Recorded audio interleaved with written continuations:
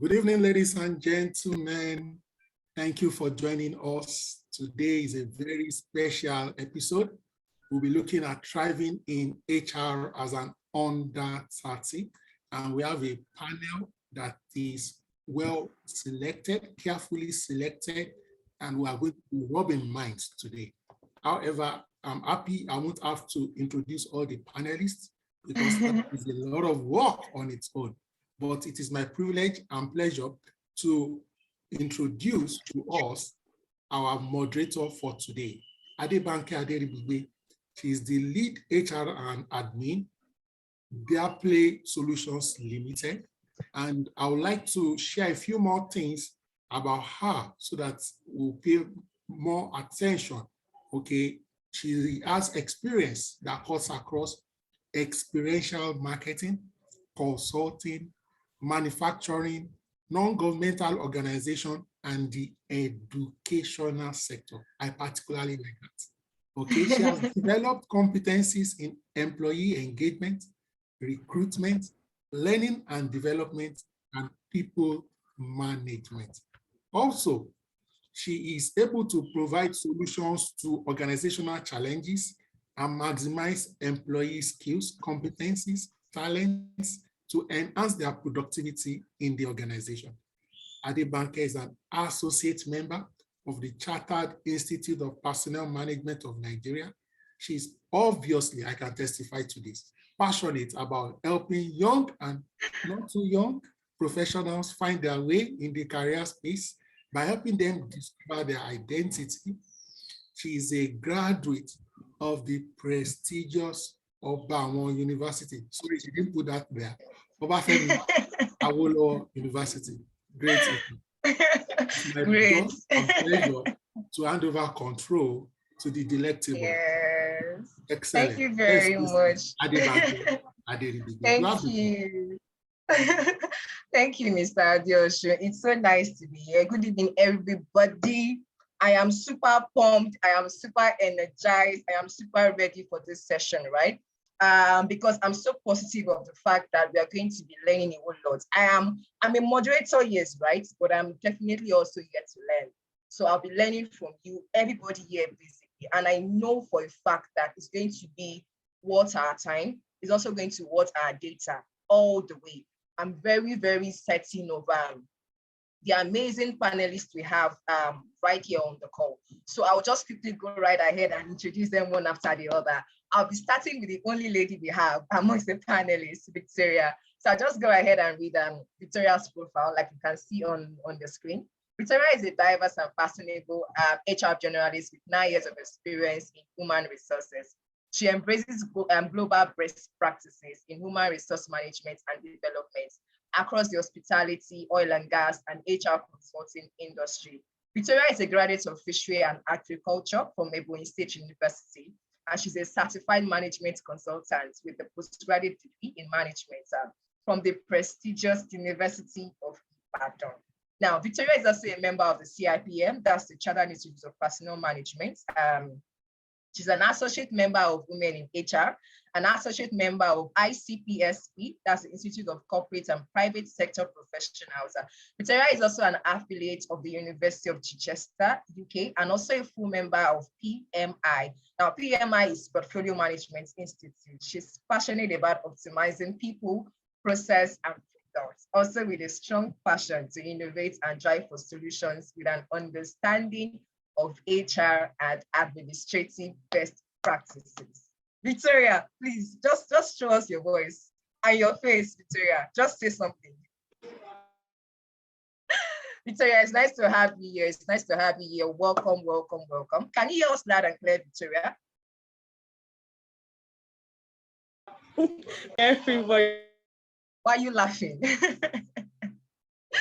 All right, so while we wait, Victoria, thank you for coming on board. And I will go right ahead and introduce Emmanuel Samuel.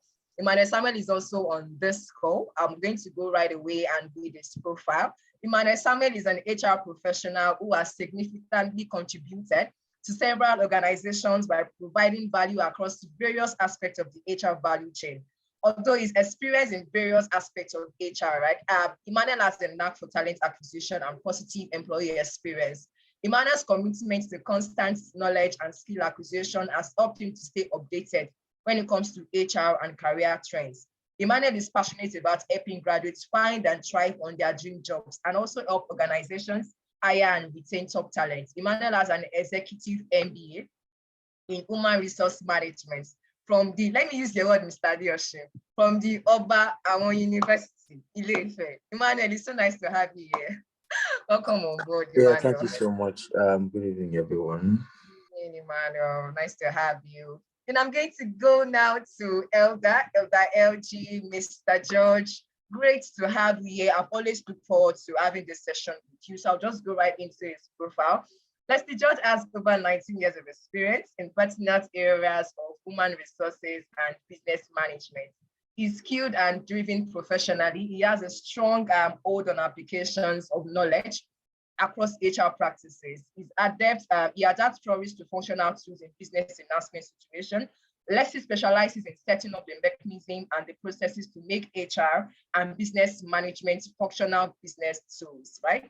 In addition to having worked in human resources management and as a consultant, Mr. George has offered services including facilitating training, advisories for various organizations, including Union Registrar, First Bank, Nigerian School Conference, Media International Limited, United States Agency for International Development, the Office of Transition Initiative, Access Bank, Federal Government of Nigeria, FIRS, Nine Mobile, Lafarge, Lagos State Government, Champion Breweries, and the rest. Like I can actually keep going and going and going.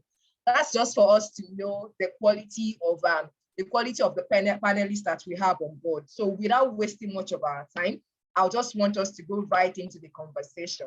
But before we go right into the conversation, I just want to hear from one or two of us. If you can also drop it in the chat room, I would really appreciate that. I would love to hear what your expectation is. What are you looking forward to for this particular conversation? Please, you can drop it in the chat room, whatever it is that you like to say, what you're looking forward to, how this section is going to be like for you. Please drop it in the chat room. What are you expecting? What are your expectations as we go right ahead with this? I'm waiting for us to say one or two things.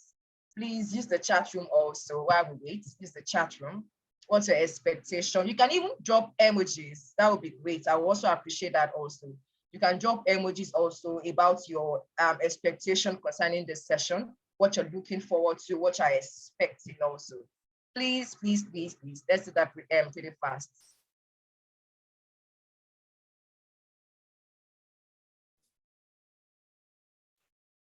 I'm sure one or two people would like to know how to become a CEO by age 30. Yes, Mr. George is there for that question. He's here for that question. Our panelists are all ready to answer all of our questions, basically. So before we also go right ahead, I would like to also do a brief introduction so that we understand why we are here and the reason why we are having this conversation, basically. So this conversation is actually based off the fact that we would like to also address young professionals.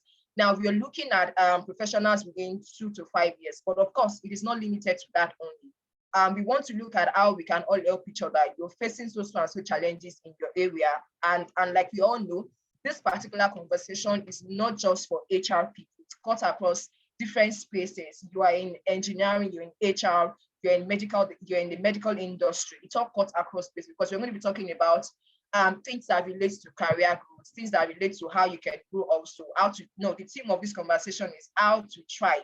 So everything revolving around how you can thrive in your respective spaces is what we're looking at this particular evening. So thank you everyone for your time. We'll just go right ahead and go right into the conversation.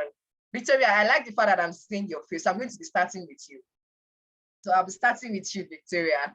Thank you once again for this amazing time with you. So Victoria, my very first question with you is this. For me right now, I've seen your presence on LinkedIn. I've seen in terms of the material, the quality of things that you put out on LinkedIn. So I would like to know, as a young professional, what's your view about career visibility? If I'm to also ask directly, what is career visibility to you, Victoria? Okay, thank you very much for that, Banke.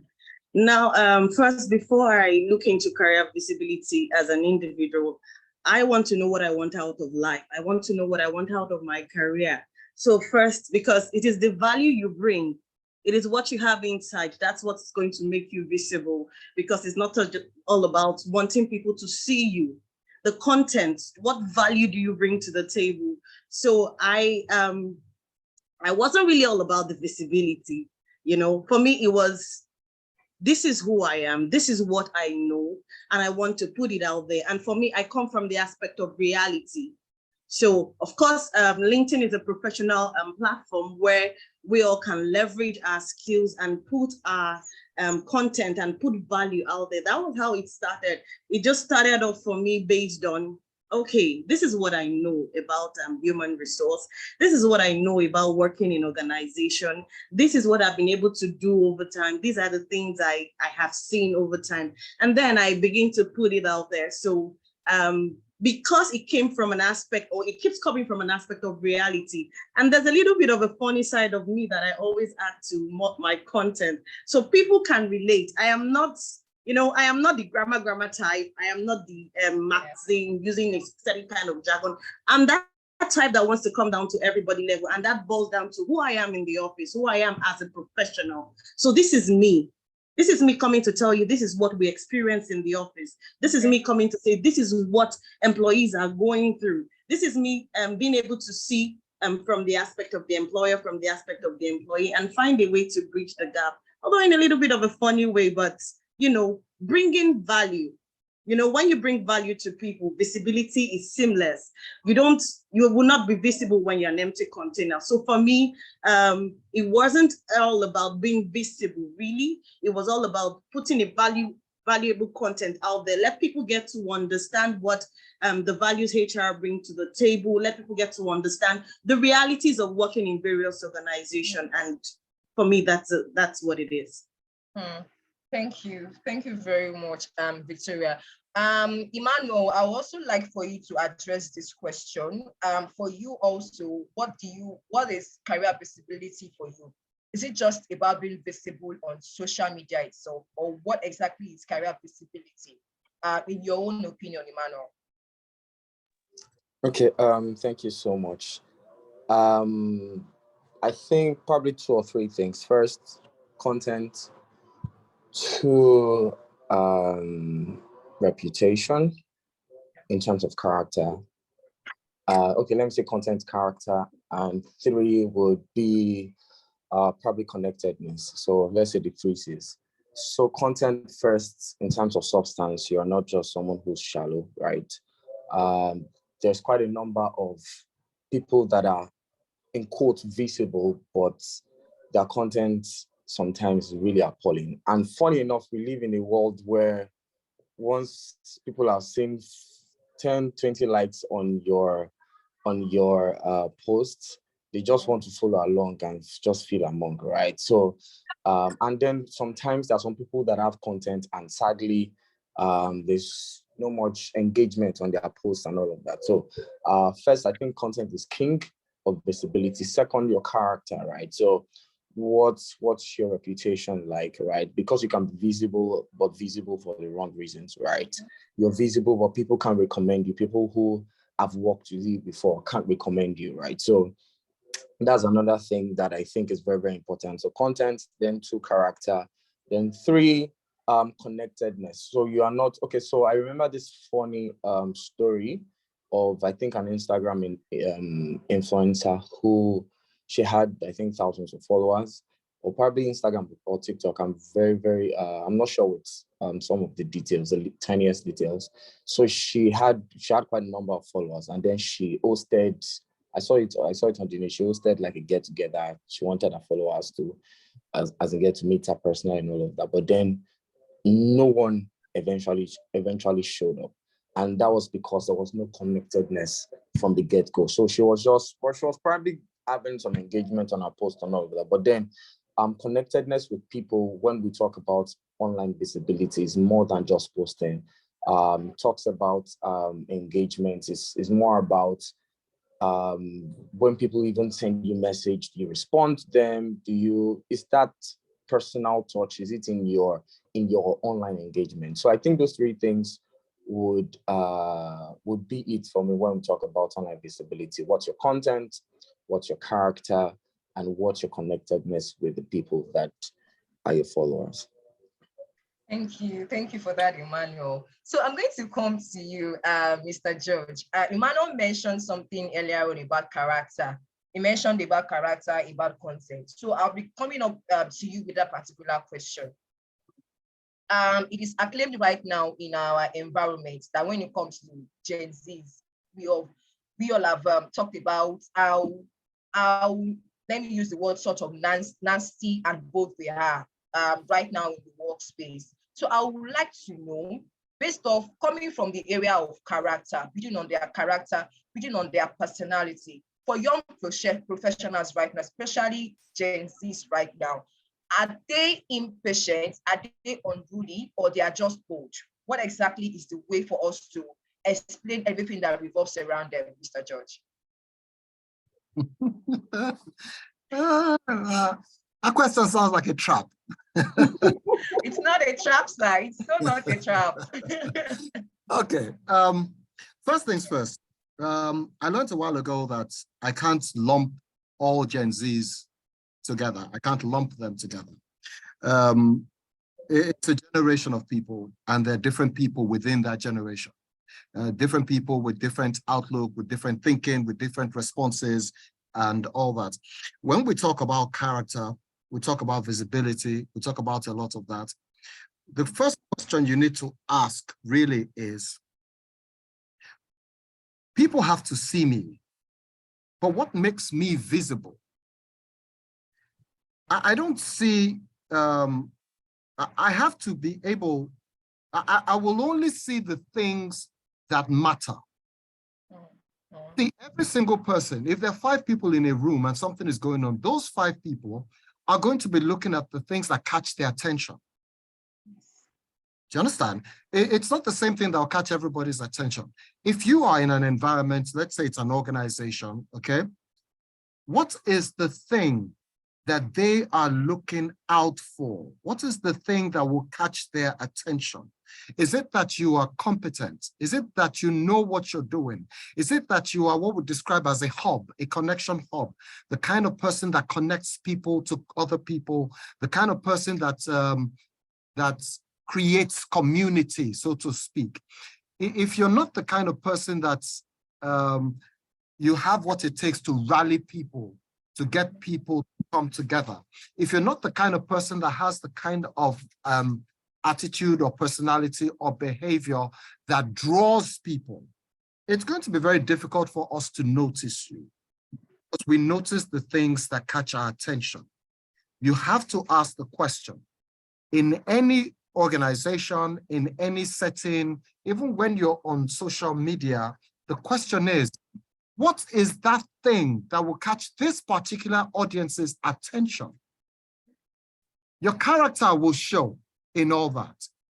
Take, for example, Emmanuel Samuel was talking about social media influencers, okay?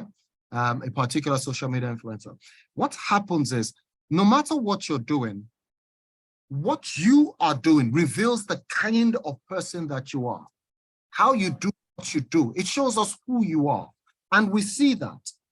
You can't hide who you are when you are doing whatever it is that you're doing. So when we're talking about, quotes, Gen Zs, young people, all Gen Zs are not crazy. All Gen Zs are not lazy. It's not every single one of them. There are a few of them that are giving the rest a bad name, but it's not all of them.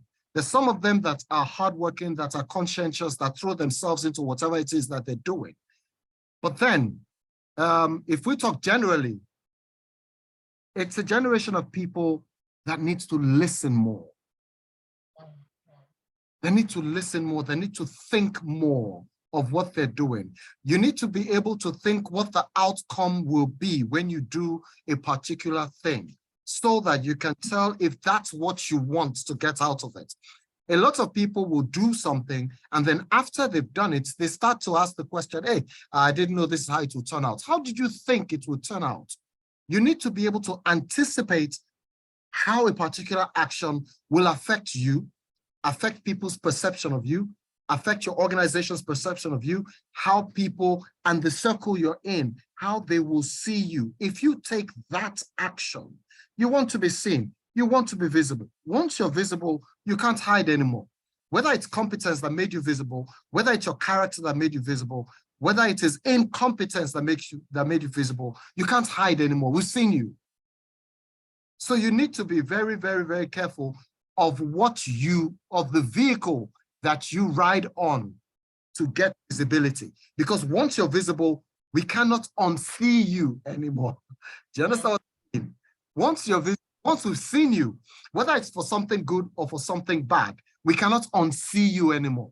Now, what you're going to do is you're going to keep trying to manage reputation, because now we see you. That's how we're thinking of you. That's what we think of you. In organizations, you see young people who have actually created a reputation that they're finding it difficult for them to manage, for them to repair, because they made themselves visible, but it was the wrong thing that made them visible.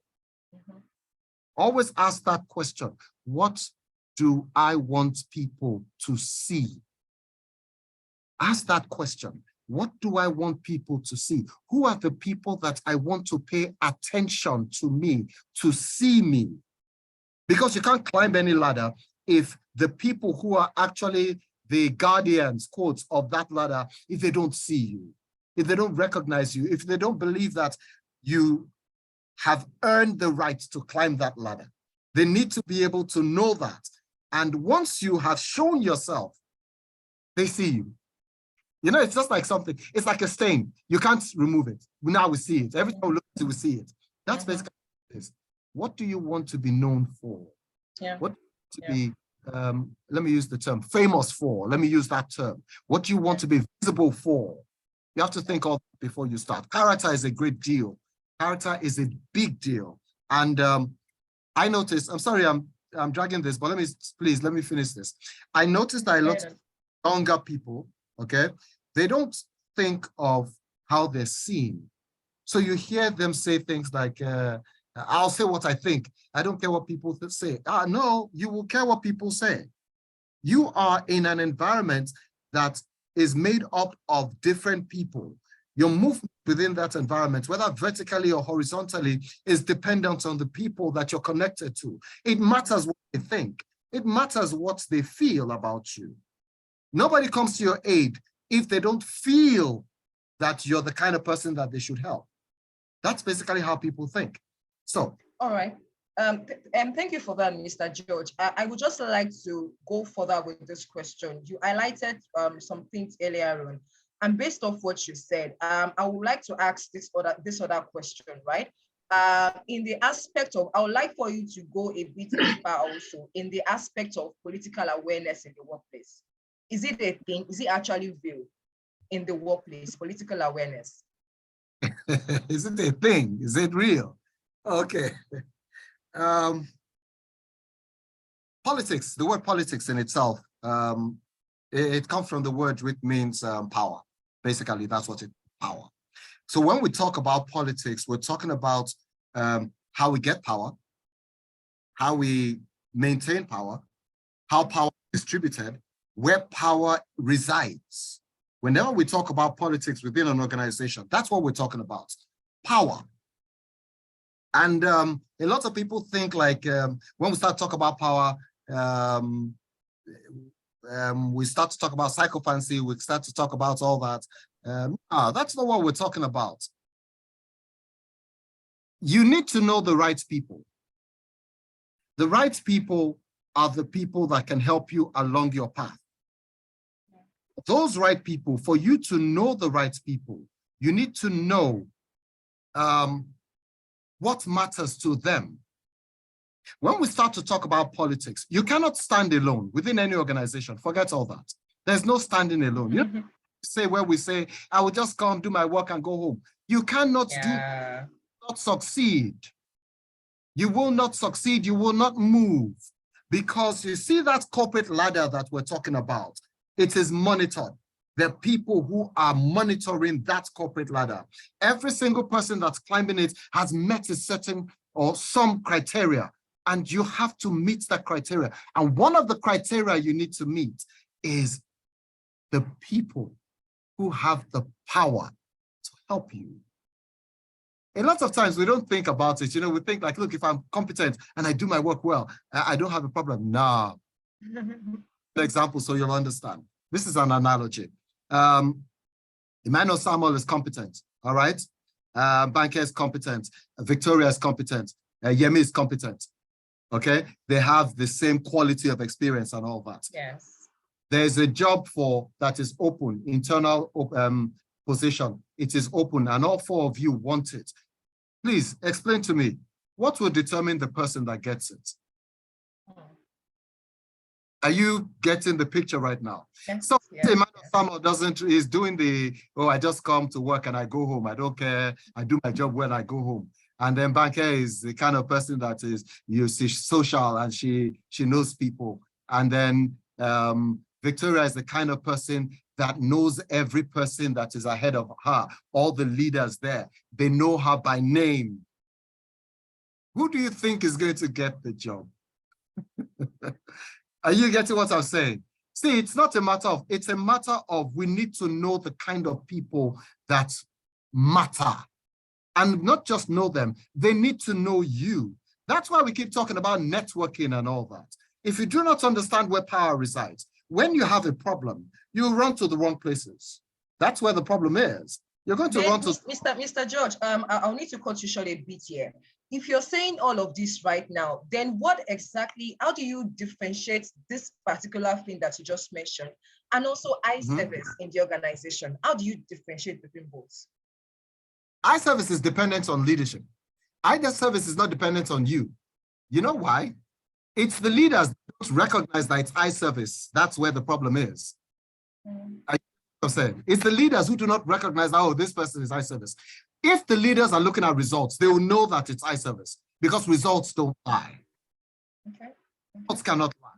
That's where that problem is. If I am looking at what is going on and I'm looking for the people who are competent, I'm looking at results. I'm not looking at the one that is telling me, that's trying to be nice to me, that calls me and is greeting me well, the one that shows up at my child's birthday party, the one that brings the biggest gifts. That's not what I'm looking at. I'm looking at results because regardless of the fact that I interact with you and I like you and, I'm a leader and you are connected to me and I know you by name, I still need to know if you are competent, if you're capable, if you can get the job done.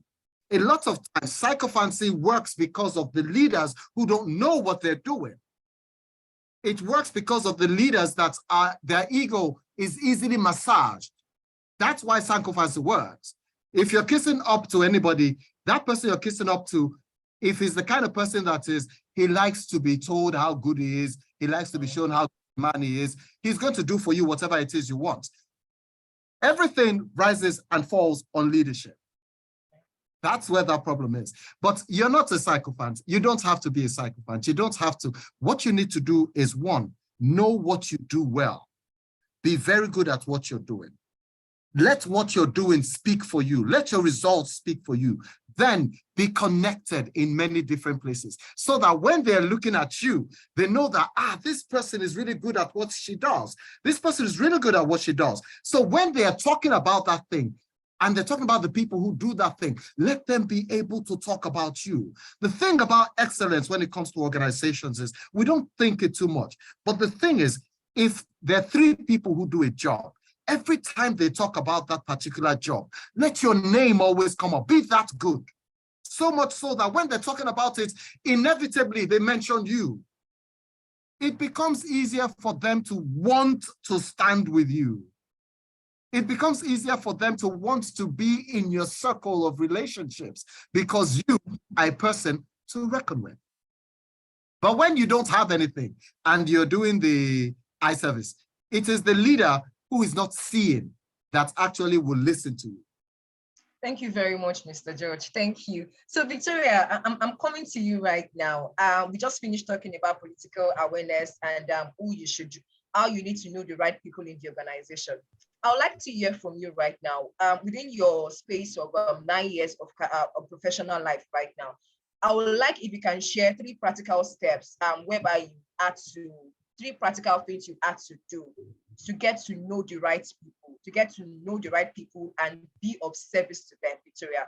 What exactly are the things that you've done to service, according to Mr. George, what Mr. George said? What are the things, what ways have you done to show them results? What things have you done to let them see the results of this particular thing? Okay, thank you very much. Also, thank you very much, Mr. Leslie. That was quite detailed. Just like you said, you need to identify the people, and you need to identify those people who would be of value to you. I want to take a cue from what he said. He said, the leaders will know those who are actually genuine, those who are actually delivering results. Like in the organization where I work, our motto is let your results do the talking. So it's a fast-paced environment where if you're not doing the right thing, it shows. Your work would speak for itself. So for me, my focus is my work. I want to deliver a quality work. I want to deliver something worth it. So I put my all into what I do. And first thing first is, after doing what I do, I get my various stakeholders. You know, I have colleagues, I have team members. I get them to look at what I do. Okay, how do you see these? I was thinking of this HR, probably it's an HR strategy. I was thinking of this HR strategy. What do you think about what we have done? Do you think there's any way we could review these? Do you think there's any input from your end that would actually, make this project a quality one? And I allow them to review it. And then you also have senior or superior colleagues or executives in your organization. I always utilize that medium. Okay, I have done something, and then I go to meet them for their feedback. Like they say, nobody's an island of its own. Yeah. For whatever job I do, for whatever project, for whatever tasks or deliverables I have to do, there are people above you, and then you want to get their feedback. Okay, or probably it could be from previous project. I've been able to do A, B, C. I've been able to deliver on this initiative. I've been able to deliver on this project. What are your feedback based on my performance? Or what areas of improvement do you think I need? Or what are those other areas you think I'm actually improving on that you think I should keep at? So you need to understand that your colleagues, for me, what works for me, I actually get my colleagues involved in what I do, so that they get to see and let me hear their input. I also get the executive, and I also identify, it might not even be an executive, I identify people who would be of value to me, people who I have same synergy with, people who I could easily relate with, so that it's easy for communication. So I don't want to go to people that, probably I'm afraid of meeting and I will not be able to express myself. In every organization I find myself, I always identify people of like minds, people who understand what I bring to the table, people who understand what this is about, so that they can tell me, okay, this is the right path, this is not the right path. Okay, tweak it a little bit in this area and do this a little bit in that area. I recently designed a strategy for my organization. And after doing that, I got my team members to have a look at it. I said, okay, I've been able to do A, B, C, D, but I believe that you would have some ideas, you would have some things you'd like to review. Take 24 hours or 48 hours, but I would need this review at least in a minimum of 48 hours. Have a look at it and let's see. Do you think that this is detailed enough? Do you think that this is a good one? Of course, we're in the HR department. Do you think I am speaking your mind from this?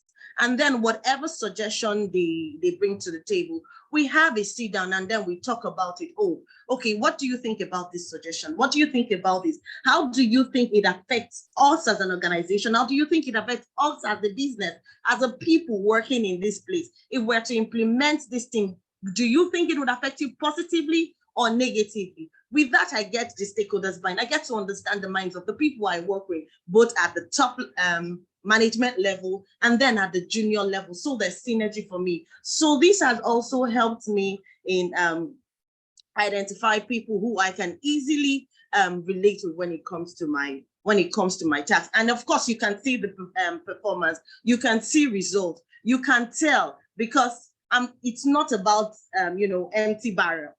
You can tell when this woman is delivering. You can tell there are deadlines to meet. I am meeting deadlines. If I am not going to meet deadlines, I am reaching out to the appropriate persons. Oh, I am sorry, I am short in this particular time. So the day Victoria makes a mistake, the day there's a shortfall, somebody knows that something is wrong with Victoria. This is not the Victoria we used to know, because I have always been delivering. I have always been giving feedback when I should be giving feedback.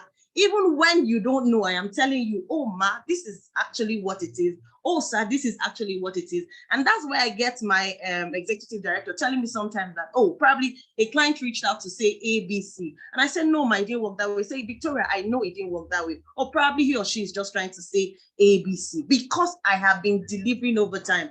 And, you know, delivering on results is not something that is one-off. You know, high service or whatever we want to call it, you will deliver results once and then it's not consistent. But once you're a performer, it becomes something that is consistent. And then everybody knows that this person is delivering. This appropriate stakeholders are getting their input in whatever I am doing. So that has actually helped me over time. Thank you. Great. Thank you, Victoria. Emmanuel, Victoria just made mention some few minutes ago right now about feedback. Now, my question to you, Emmanuel, is this. What is, in terms of you're trying right now to give feedback to whether your superior or somebody who is way exposed than you in your space right now, what is now the bridge between you trying to seek for feedback and trying to seek the person's opinion and you being micromanaged, or you not even stepping up in terms of being innovative yourself, whereby for every single thing you're always asking this person, can I do this? Can I do that? What do you think about this? What is this? What is the gap whereby you also might need to also be innovative and come up with ideas yourself? Is it not sort of, does it not sort of look like you are being lazy and you don't want to exercise your own mental capacity yourself when you're always reaching out to people? What do you think? What do you think? What do you think? I would like to hear your view, Manuel. Awesome. So one thing I've learned over the years when it comes to seeking input from like your superior, right, is to not come empty-handed. So what do I mean by that? Hello, boss. I'm faced with this problem. I'm thinking I should approach it this way, that way. I'm not sure this would work. What do you think? Not, hello, sir, hello, ma. This is a problem that I have. What can we do? So that's like a lazy person's way of requesting for inputs, requesting for feedback. So it's absolutely fantastic you request for inputs, because we do not know all, right? In fact, as a superior, it's also fine that you request input from your subordinates, right? So, but based on the question, as a subordinate, you don't just come empty, right? Come at least, and I'm not saying every time you would always have an idea, right? There'll be 1 or 2 times that you are completely blank, right? But then you should have a record of that. This is how Emmanuel does this normally. This is how Bankett does normally. She would actually come present 2 or 1 possible way out and then seek my opinion. So that's the way I think that we should. That's a proper way of actually seeking inputs, which shows that you're not being lazy and also shows that you're open to teamwork. All right, thank you, Emmanuel. I'm still going to stay with you. I would also like to go a bit back to what Victoria mentioned earlier. While Victoria was giving response to the question I asked her, one of the things she made mention is identifying the right people that you know, people that of course you've seen their results and all those things.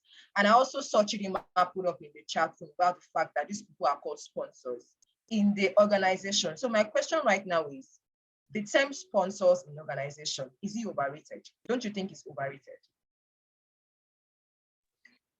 So this is quite deep, right? So when it comes to anything organization, and when it comes to anything human beings, actually, generally, one has to be very, very careful, like very, very careful.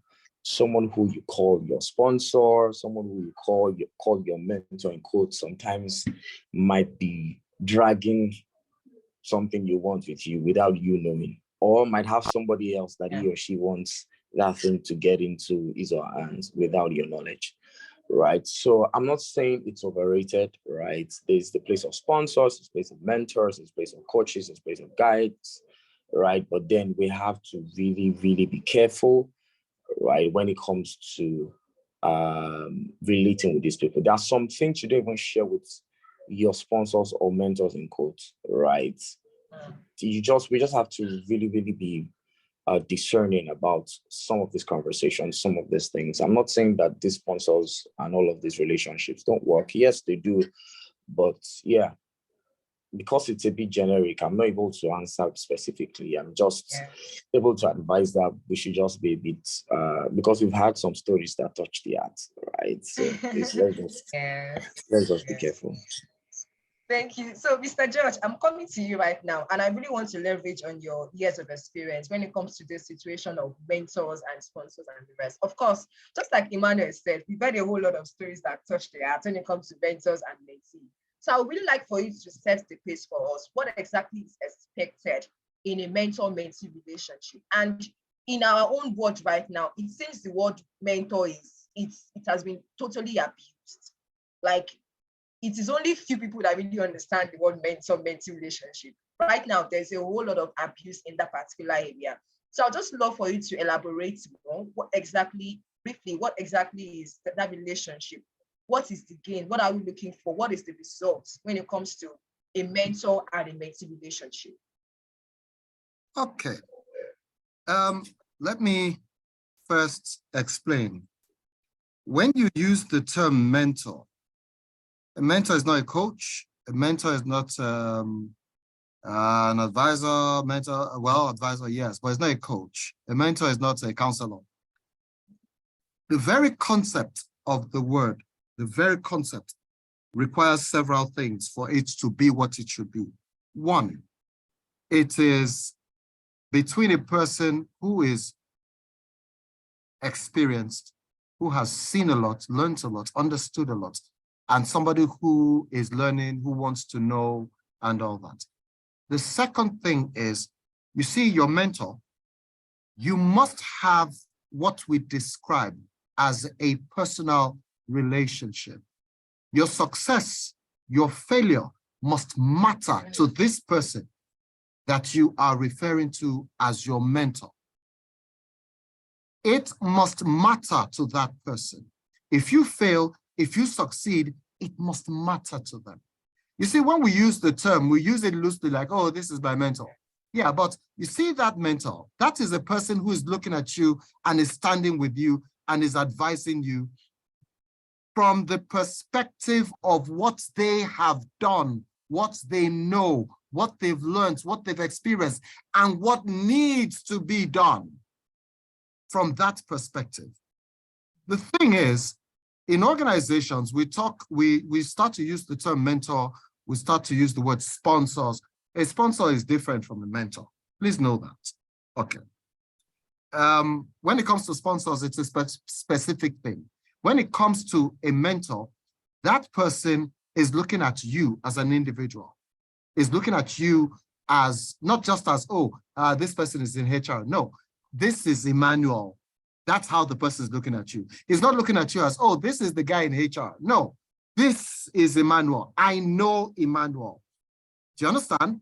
And we need to start to understand that. It has to be somebody that you know, somebody who has a stake in your own life and your own success. That person, you must matter to the person. If you don't matter to your mentor, the person is not your mentor. Just build that foundation first before we start to talk about it. In every organization, you were saying something about, you were asking the question about, what was that again? About somebody, how we connect on different levels, all right? You see, the people who are your seniors, the people who are above you, the leaders above you and all that, your line manager, your supervisor, your whatever it is, whoever it is above you. Every once in a while, you're going to go to one of them and say, sir or ma, or whatever it is, I have a problem. Even when what you are doing You know it, you understand it, you don't have an issue with it. It's clear to you, you know what needs to be done. The reason you're doing that is you're committing them to that cause, because once they have an input in it, they start to champion it. Once they realize that, oh, when this person has concerns, they come to me, correct?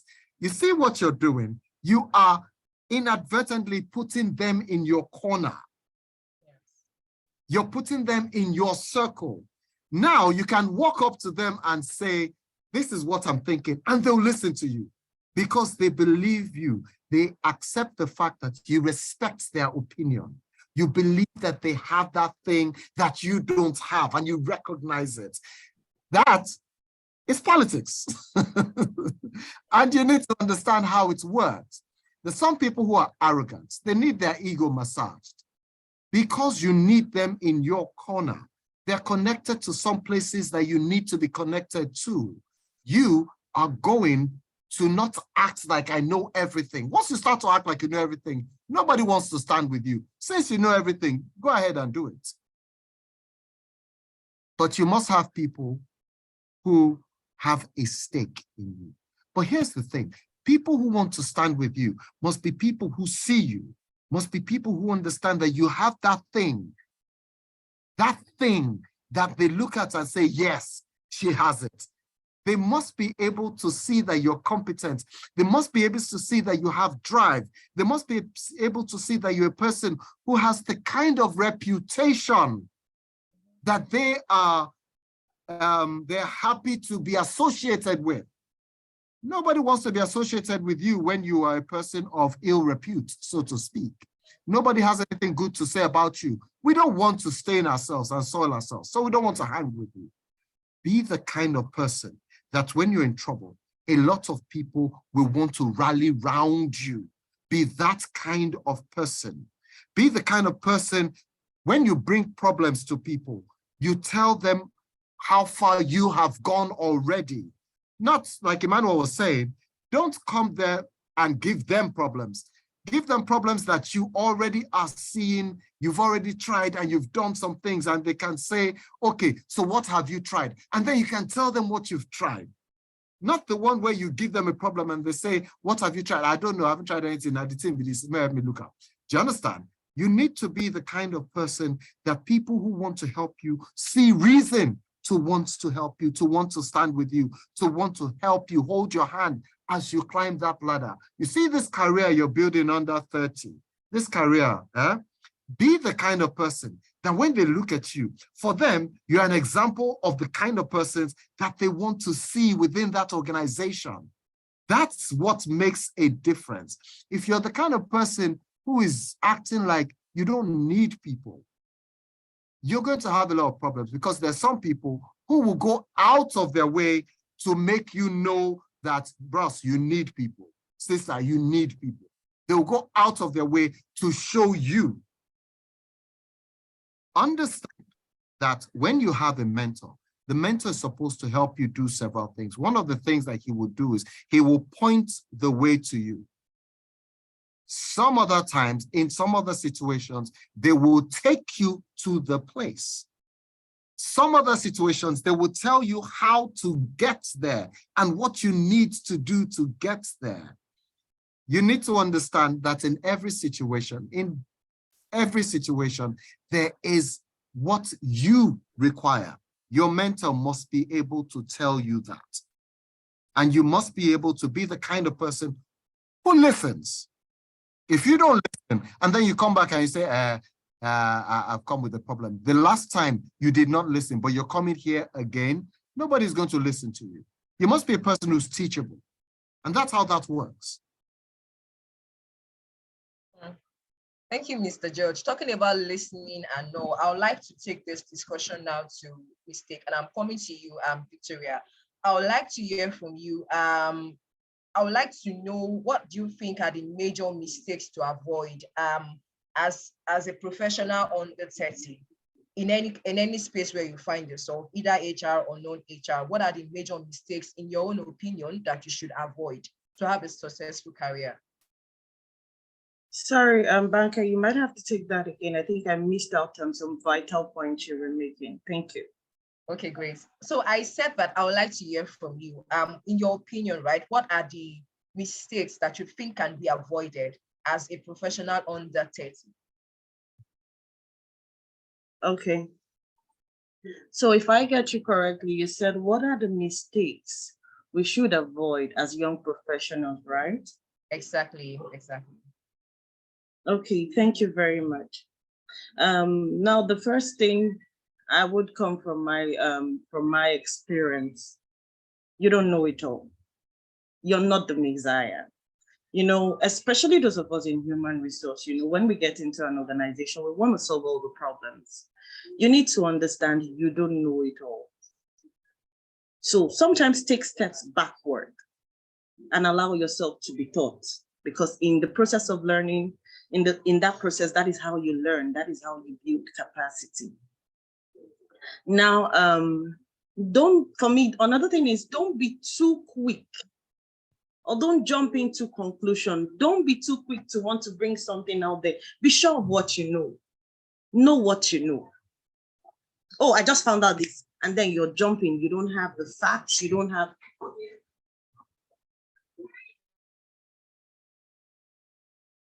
You don't have the facts. You don't have. Hello, can anybody hear me? Yes, I can hear you, Victoria. Hello, Victoria, I can hear you. Okay, so while I wait for Victoria, I guess she'll be back soon. I'll just go back to Emmanuel. Emmanuel, so based off what Victoria was mentioning right now, I just want to take us a bit further. When she's back, I'm going to continue with the question with her.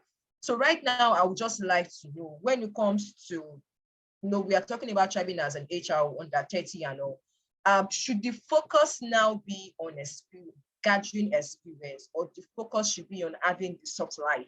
I mean, a job that is paying you well in terms of salary. It is even hybrid. There's different type of allowances and the rest in that same role.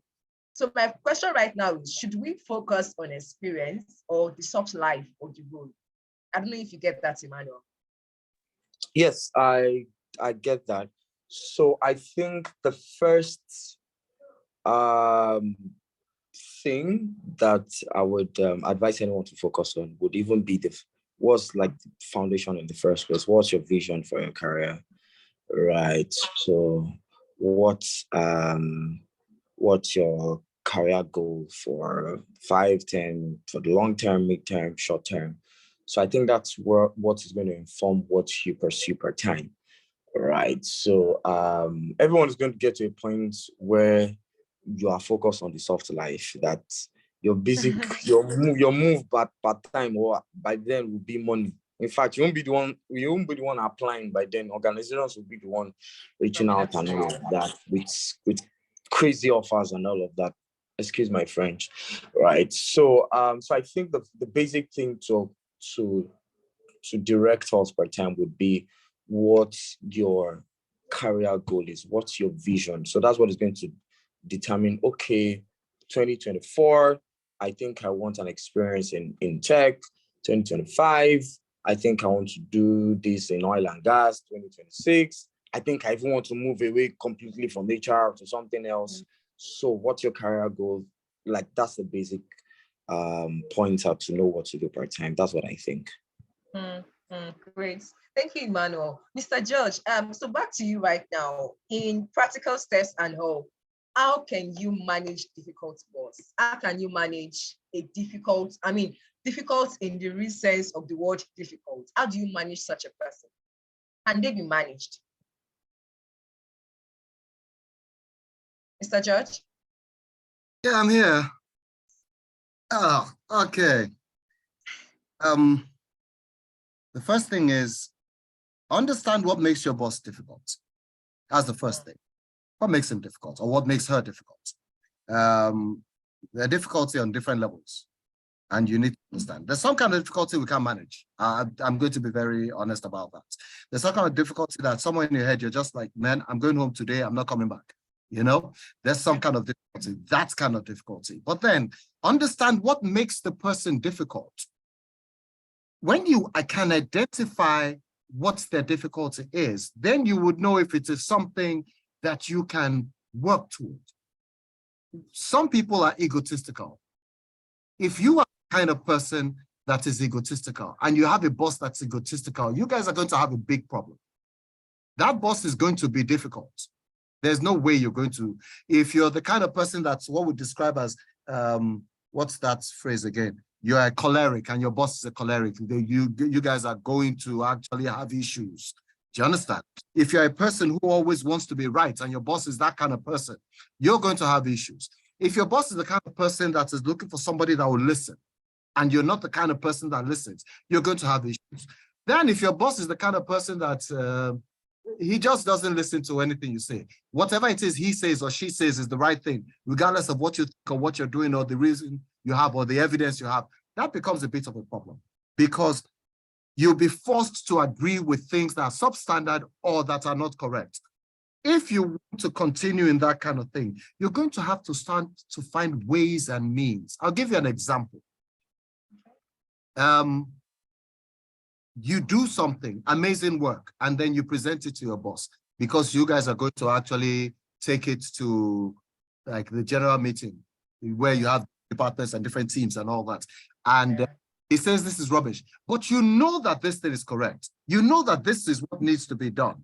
Your boss on some level is incompetent on some degree, okay? So you take this thing with you as you guys go to the meeting, and as you're talking, you start to talk about the thing and you start to give your boss the credit for this thing. You see, he can't complain about it anymore. You get what I'm saying? He cannot shut it down anymore because you've already said it's his idea and you've already told how amazing it is and all that. And then look at the whole meeting. The whole meeting is like, oh, that's fantastic. Oh, that's awesome. And all that. Now, while this is an example that is dangerous to practice, what you have just done is you have made your boss realize that, look, you should listen to me more. Do you understand? A lot of times, you need to find ways and means to get your boss to listen to you more. But how do you do that? You can't force it. You have to create that environment that makes them say, okay, you have to be the kind of person that they are telling themselves that, okay, this person listens. Okay, this person thinks that I'm brilliant. Okay, this person, do you understand? It depends on what makes them difficult. There's some kind of difficulty, like I said, you just want to go home and not return. But then, kind of difficulty, if you understand what makes them difficult, you will understand the steps to take for you to be able to work with them well. That's simple. A lot of times, they're very easy things to do. If your boss is an egomaniac, massage his ego, end of story. Don't want to massage his ego. I'm like, no, what is that? You guys are going to be at it for ages. You understand? So you need to know, like I said, first things first, what makes him or her difficult? And then you can take it from there. Great, great. Thank you, sir. Before I go to Victoria, Emmanuel, I'm coming back to you. Please, if you have questions, you can please drop it in the chat. We'll be taking questions very soon. So please drop your questions in the chat room. I will definitely read it very soon and all that. So Emmanuel, I just want to come to you right now. We just finished talking about managing difficult boss and superior and the likes. The question I have right now is, how then do you manage people that it seems, well, it's not like it seems, there are just some people in the workplace that they are basically just positioned to frustrate your work. Now, you do not relate to them directly. I mean, you do not report to them and all of that. But one way or the other, of course, it's an organization, your work sort of connects. And these people are just bent on frustrating you. So what do you think is the right step? What should you do? How should you manage that entire process? Now, my emphasis here is on the fact that you are not reporting to them, but they are just a colleague in the organization. And they are so bent on frustrating you, frustrating your work. How do you handle such a situation, Manuel? Okay, great. First, I must mention that LG has raised some very, very important points. To answer this question in line with the points that he raised, would be first, it's an organization, definitely. There's an escalation system for issues, for bottlenecks, so to speak, right? So make use of that. You might also want to speak with your manager, your line manager. And if it also, let me be a bit more specific, if it's something that probably involves your work, probably these are people that you need to liaise with to actually churn out value based on your JD.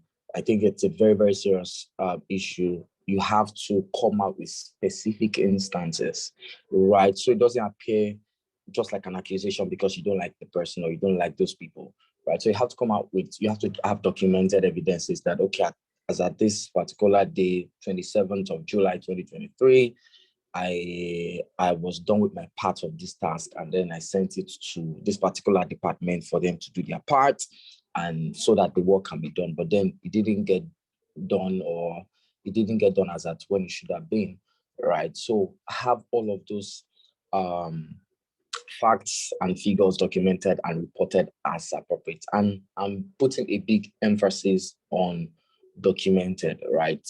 Because you might not get those, your escalations might not get attended to immediately, right? It might be in the near future, where if it was just a word of mouth thing, there won't be any, sometimes it might be that you don't have anything to back it up. One, two, it might be that if it was a word of mouth thing, there won't be any evidence that you actually escalated to the right people that you should have escalated it to, right? That's two.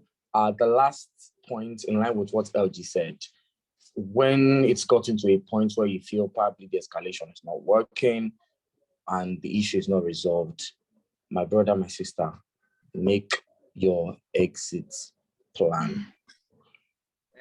Make your exit plan. Thank you, Emmanuel.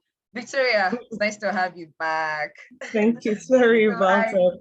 No problem, not a problem at all. So I actually have a different question based off what we've talked about right now. I would like to know, in your opinion, Victoria, about loyalty.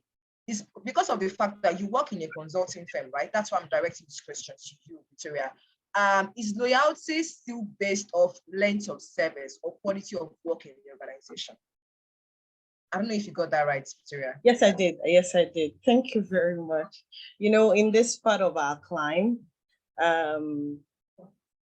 we have come to believe that, you know, because of what we have seen happen over time and still happening, we've come to believe that loyalty is not in the quality of work.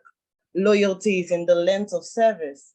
You hear people, they have been in an organization for 20 years and they have been in an organization for 70 years. That's if they exist anyway. And then, you know, especially in December when they are giving award, you know, they want to give length of service award and they're calling everybody. Yes. And you just joined the organization 6 months ago. And your input in the organization in that 6 months have been tremendous, but nobody called you. But we've been fashioned or conditioned to believe that loyalty is in the length of service. I believe in staying in a particular place to build in depth, to build your knowledge. But I don't believe in becoming an agent of days in any organization. I believe that you should, you know, permit me to use that word. I believe you should, you know, get your experience, build your skills, but quality of work matters. Sometimes when you look at these people who have been in organizations for years, they've been doing only routine jobs. They come in the morning, open their laptop. Hello, good morning. I'm calling from XYZ. Oh, thank you. I would answer it. And that's what they've been doing for the past 15 years, for 20 years. And you have been in an organization for 1 year. You've handled over 4 successful projects. You've brought in businesses, but nobody is looking at that, especially if you resigned after that 1 year and you leave. So I believe that we should start rewarding quality of work. Oh, this person came within 1 month. He or she is doing ABC. This person came within 2 months. He or she is doing ABC. Let's encourage him. Let's applaud him. I am not a fan of, oh, stay here 2 months, you leave, stay here 3 Yeah. months, you leave. No, but when you are in an organization, make yourself felt by the quality of the work you deliver. And nobody should be intimidated because they have been in an organization for 6 months and someone else have been in an organization for 10 years. And you feel, oh, they understand the organization better. But let's put our work to test and let's see who is giving more quality job. Let's see who is actually portraying the company in a good light out there. So quality work should be encouraged. We should not, this was actually an argument last year, especially, with the awards and all of that. And you're seeing everybody, and then I saw it on LinkedIn. It was actually trending at some point. And then somebody said, oh, I have been in an organization for a very short period of time. I've been able to do my little tremendous success. And I know it, but I was not recognized for it. My line manager did not even tell me, thank you. Nobody said, oh, well done for this. And that alone can be demoralizing. Yeah. If we go to such organizations where you have people who you just find out that nepotism is on the increase, routine job is on the increase, and they suppress people who come and do quality jobs. You start hearing things like, that's not how we do it here. No, it won't work. Have you tried it? Because they have been fashioned to work in a certain way. So if you get to such a place, you cannot go beyond a certain level. So HODs, line managers, supervisors, team leads, employers should start encouraging quality work, because loyalty truly is not in the length of years you have stayed. Those people might be in that organization for long term, but they've been killing the organization. Yeah. They've not done anything spectacular. They've not given any strategy that have led the business to another level. It's just been routine all year round. So I am not of the opinion that loyalty should be defined by staying in an organization for a long term. If I come into I'm this kind of person, once I am going to be hired in an organization, I have already programmed my mind. I'm giving you 3 years of my time. And I am going to give you my body, soul, spirit, and my blood. And once it is 3 years, I have given you, I have been there, I have done that, I'm out. I'm not about to become a demigod in the organization and start doing routine things. So I am loyal to you when I am there. So quality work should also be seen as loyalty, not just the length of service. Thank you. Great. Thank you, Victoria. Mr. George, so I'm coming to you with this same question. I'm just trying to look at it. Don't you think when organizations reward length of service, don't you think they're trying to encourage people to stay in terms of like retention strategy or technique or anything in that light? So I would just like to hear from you. And Victoria just highlighted that point right now. But I also would like to hear from you this aspect of quality of work and also length of service. What do you think about it, sir?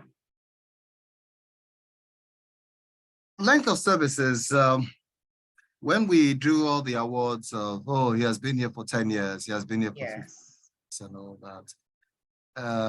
To be fair, it is the organization saying that, let's make it clear to this person that we appreciate that they have been here for that long. It has really, when we talk about loyalty is only, it's only relevant when you're there. You're not relevant when you're not loyal if you're not there. If you're in the place, you're loyal. You have to be loyal because it's a requirement of being in the place. If you look up the word, what it actually means to be loyal, that's what it is. For you to be loyal, you actually are there. If you are there, you have to be loyal. If you're not loyal, then you're what you describe as, you're doing, in politics, we will say that you're engaging in anti-party activities. Okay. That's basically what it is. So organizations recognize that, oh, Banky has been here for 10 years. Wow, that's awesome. And she has been great.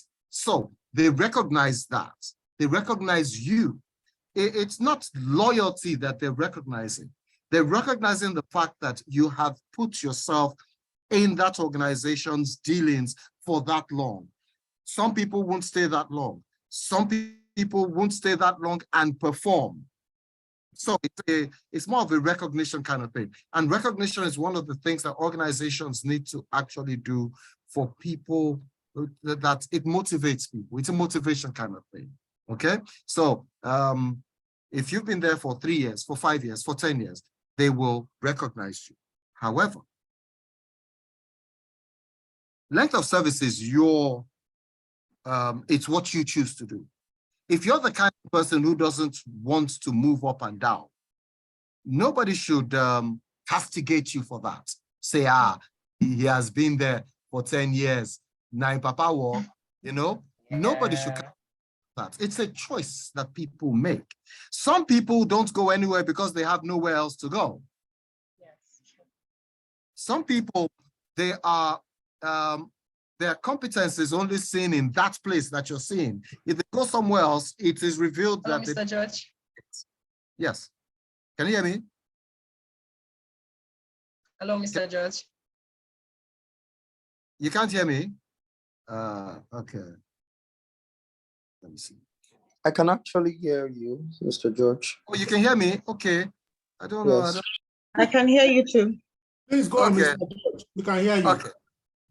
So the thing is, the reason you would stay in a place, all right, you're young. You want to gather a lot of experience. So a lot of young people would move from one organization to another organization in short spaces, and what we would like to describe as job hopping. If you are in tech, for example, it becomes understandable why you would move from one place to another because of the nature of the job. But if you are in HR, whether you're in a tech organization or not, we tend to ask the question, still waters run deep. You know what that means? Still waters run deep. It means that if you stay in a place long enough, you're going to learn a lot of things that you wouldn't have learned if you did not stay that long. That one is a fact. But then there are people who will tell you that, look, I've been in 6 organizations in 10 years or 7 organizations in 10 years. It's what they choose to do. I have had to interview people that you see their CV, a lot of organizations. Sometimes they'll have to edit it and remove because it starts to make them look bad. But then there's some people who show up and you see that in the last 10 years, they've been in 4 organizations and you see what they've done in each of those organizations. And they have what you describe as experience that is of high quality. It is a choice. I like how Victoria was saying it. She kept saying, I'm the kind of person, I'm the kind of person. And that's the reality. That's the kind of person she is. Do you understand? That's the kind of person she is. You need to ask the question, if you stay long enough in an organization, if you're there for a year, for 2 years, why are you moving? Okay, I want to experience something else. All right, nobody should hold that against you. But if you come to an interview and you're talking to me, I'm going to ask you what you have learned enough, wherever it is that you are, that makes it, that tells you that, oh, I can't learn anymore here. You understand what I mean? That's the question I'm going to ask. What made you, after a year and a half, feel that, oh, there's nothing else I can learn here. I have to go somewhere else. You're going to have experiences that are, in some cases, not all cases, you're going to have experiences that are half-baked. Not in all cases, in some cases. If you're a person who is in strategy, for example, and then after a year and a half, you get up and you move, we're looking at you and we're saying you don't understand what's going on. Because for strategy, you need to actually put down roots. You need to understand how this thing works. You need to be able to build competence. You want to work in a, what do you call that thing? You want to work in a consulting firm, okay? Consulting. Consulting requires a person who has experience. It requires a person who has quality experience, not just experience, quality experience. So you see that job hopping thing, it doesn't work. It doesn't. If you're in consulting, it doesn't work. We're looking at you and we're thinking, what is wrong with this one? What have you learned? Do you understand? You need to be able to sit down. You guys, a lot of you who are young people under 30, you need to be able to sit down and be sure that, okay, I've learned what I need to learn in this organization. Have a plan.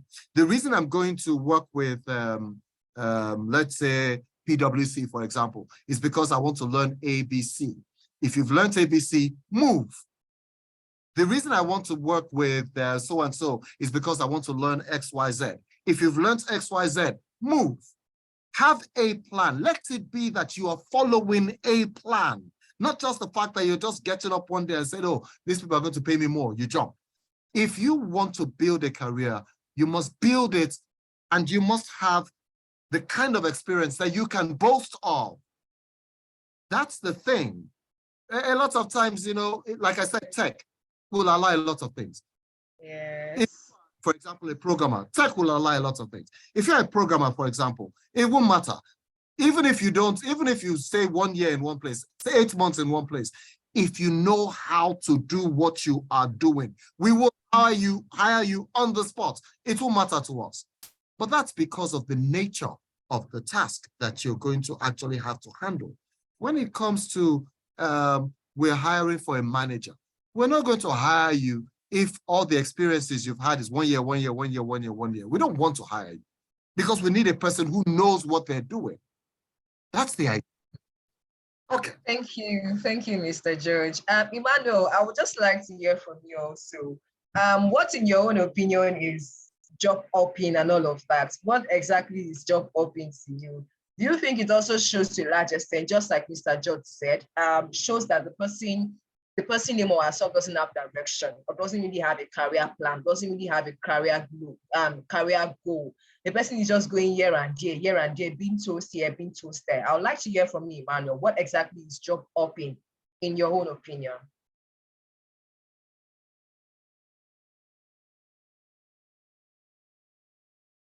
Emmanuel, can you hear us? Yes, I can. So this issue of job hopping is is a bit dicey because different situations apply to different people, right? So there are some people, okay, I know of someone today that has been a bit unlucky with organizations he's worked with. So he's worked with a number of companies that they had management issues and then he had to leave. In fact, the last place, funny enough, and unfortunately, the last place that he worked before joining where he currently is, they still owed him salary, like months of salaries running into millions, right? As at the last time I had a conversation with him, he was still owed millions of naira in salary, right? So if you see someone like that, you see he has left, he spent maybe 1 year, some months in an organization, change like that. You as an HR person might feel that this one is not serious. Why is he just, or why is she just changing jobs anyhow, right? But you wouldn't know this person had issues at his or previous organization. So I think it's something that one has to be careful with. That's one. Two, from the perspective that LG dropped, I would speak in line with that. I think generally there's this unsettledness, if that's the right word to use, around now, that people don't just want to just settle and work and learn in a place at a particular time and just settle down. Once we see this person has left, fun fact, it happens to me at times as well. When I see this person joined this organization after I joined where I'm working, and this person has left. I actually still saw one today, this hour, very today. I was like, it just come to me that guy, Alpha, she are not staying too long where you are, but we just need to know what our focus is on per time, right? When you focus on people, when you focus on the external a lot, you would most likely go with the tide and just change jobs at the slightest opportunity, right? So I think we should be careful of that. That's the second point. Should be careful of making comparisons with others. We should be careful of restlessness right? If that's the right word to use. That's to the last would be, again, what's your career goal part-time? My career goal part-time might mean that I want to change jobs from one organization to another within 5 years, maybe 3 different jobs within 5 years. That might be what, according to what that might be what will help my career plan, probably a midterm career goal that I set for myself, right? So that's another thing. I think in all of this, we should be true to ourselves. We should be true to our foundation. We should be true to what we actually want. And we should ensure that what we actually want is informed. And I think overall, we should always seek depth. I can't overemphasize this. Depth is very, very, very important. There is nothing you should do today that you should be shallow at, especially when it's something that has to do with your career. If it's any other thing that you do on the side, you can just probably do many things. But we are in a world where you should be jack of all trade and master of one, at least one, right? So please, let's seek depth. I think that's where I'll just draw the curtain on that question. Great. Thank you, Emmanuel. So I'm coming to you, Victoria. I would like for you to answer one of the questions in the chat. But before I go there, Emmanuel mentioned earlier on about the fact that you need to not allow people, you need to not focus on people, right? Which is going to take me to my next question for you, Victoria. How do you undo imposter syndrome? Is there an end at all for imposter syndrome?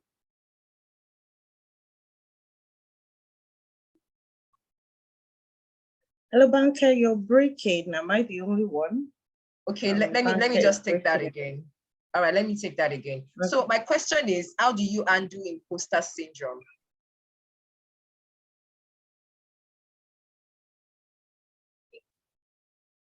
Did you get that, Victoria? I think Victoria's network is poor. You may want to ask another person and then type the question to Victoria. She will come back later to it, please. Thank you. All right, great. So I will just go to you, Mr. George. How do you undo imposter syndrome? It seems it's following us everywhere right now. So what's just the best way to manage or to even eliminate it at all in your career, Mr. George? Oh, okay. You all know what imposter syndrome is, right? Where you feel like you're not good enough, you shouldn't be here. How did I even get here? That, where, But the thing is,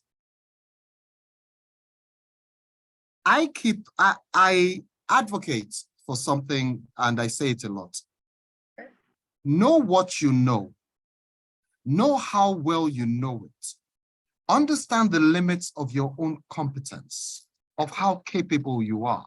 If you understand that, you're not going to have any kind of imposter syndrome. If you know that you're capable at a certain level and you are at that level, you're not going to feel like you don't belong here. You're not going to feel like, I don't know, I shouldn't be here. Oh, I don't think I should. No, you're not going to feel that way. The only thing that you can do to actually combat it is know who you are. Understand who you are. Understand your competence, your level of capability. If you understand that and you can actually demonstrate that, there's no reason for that syndrome of, oh, I shouldn't be here. Who invited me here? Why did I come here? I don't even know how. If you know how, you won't ask yourself the question. If you know you won't actually, do you understand?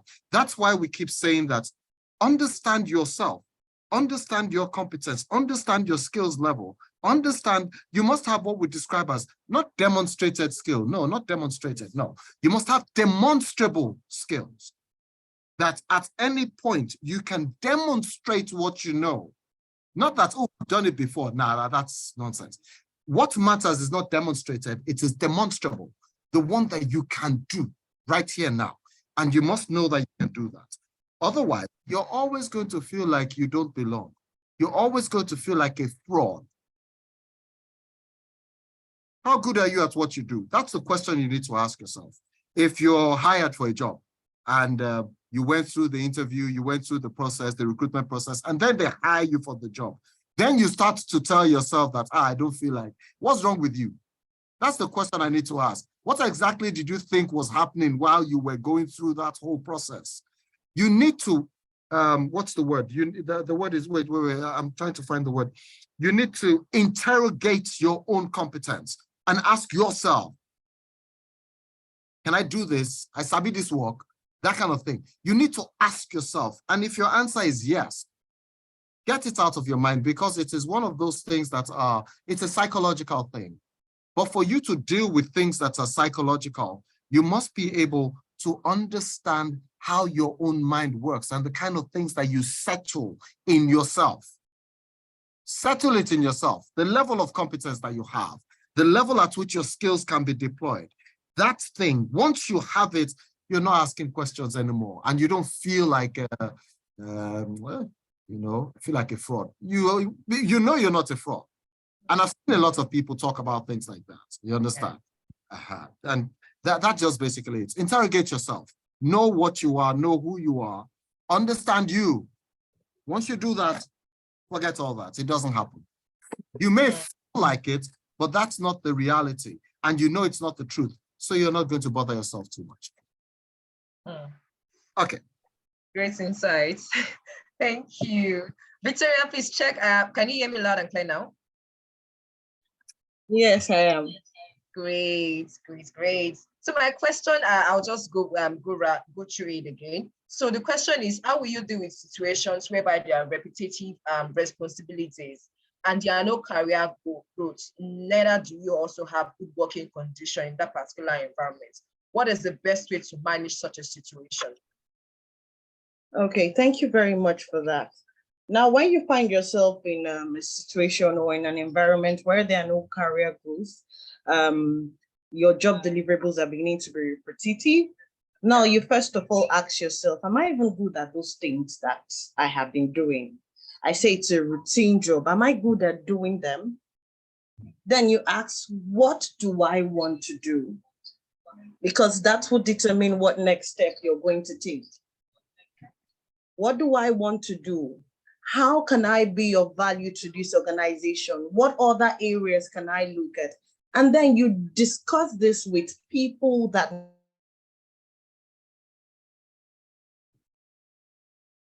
Hello, can you hear me? Yes, we can hear you, Victoria. Okay, so you discuss this with people that matter in this regard. And then you said, okay, I think I've been able to deploy my skill in this and this regard. Recording in progress. But I have, sorry about that. I think I've been able to deploy my skills in this and this regard.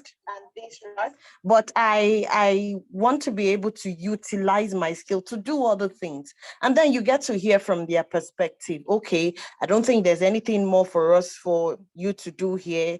There's nothing for you to do here. Then you can start planning your exit. But do not plan your exit when you have not discussed with the stakeholders involved, when you yourself have not planned. Okay, what do I want to do? My job is a routine job. Check yourself. Am I even competent in it? They said it's a routine job. Probably it's maybe mine's customer service and I have to send mails all the time. Are you always making mistakes in sending mails? Maybe that's the reason why they've not even given you something else to do. Stick to sending mails. When you're better at doing that, then we'll move you to the other one. Are they always finding errors in whatever computation you do? Ask the right questions, and then you'll be able to know, okay, what next step to take? Okay, I've been able to find out ABC. I cannot grow here. Okay, let me plan my exit, but I have been able to reach out to so and so person, and then there's nothing they can do to help me. Thank you.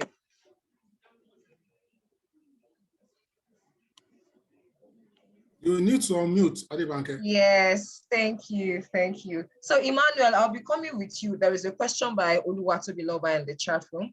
What should an employee who brings in 10 to 15 million naira monthly to the table of an organization with a basic salary of 70 to 80,000 naira, same as other staff, right? With almost 2 years in the same organization without growth and increment in salary, and the variable applied is hardly to be met by 5 out of the 60 staff.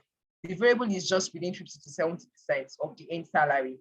What would you advise such a person, Emmanuel, based on the question to be asked? Okay, so I think first thing is it's for the person to get his or her facts, 1, right, 2, verified, 3, verifiable. So first, are you actually sure that you're really doing that? That's 1. 2, is, I think, just to basically, are you sure it's right, it's verified? And 2, can you actually show people, right? Can you this is what I'm looking for, it's not coming yet. Can you actually prove it, right? That, okay, this is actually what my work is directly bringing to the table. That's another thing. I read a post by a top exec in at Bolt this week, and then he mentioned about how that a role, he actually specified a role, a PM, for instance, a product manager would say that is contributing so and so thousands of dollars to the organization's revenue. And it's like, how is that even possible? How is it that you as a product person directly is doing that? Salespeople, you are not talking about their part in that.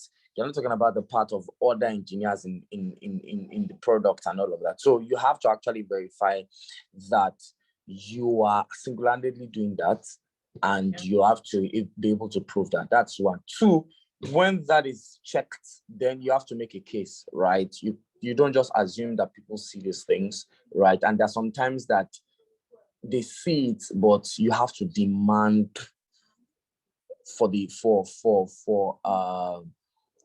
reward for what you're actually doing, right? And in fact, I think that's what happens a whole lot in organizations.